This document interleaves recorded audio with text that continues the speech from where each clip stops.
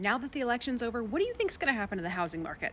Now, I don't know what will happen, but what I do know is what has happened over the last 6 elections. Typically in Arizona, our slow season is the fall and winter season, and then the real estate market picks up again in the spring. This happens pretty much every single year with or without an election. But let's look at the presidential election years each year since 2000. What has happened is that every year except for 2008 during the housing market crash, the year after the election, home prices go up. This is true for Maricopa County here in Arizona, as well as the entire United States as a whole. And you can see the only time where the home prices have gone down was right after the crash in 2008. Here's another national chart. This one's looking at the number of homes that are sold in an election year, and for the most part, on the election year, home sales go up. So this is saying that demand goes up after the election. So home sales go up and home prices go up as well. In 4 of the last 6 presidential elections, interest rates have gone down though. So you would think that this would be a good thing and then would offset the price increase for homes. That wasn't the case. The interest rate declines in those presidential election years were just minimal and were not enough to offset those monthly mortgage payments. In fact, the monthly mortgage payments in all of those years except for 2009 after the 2008 market crash,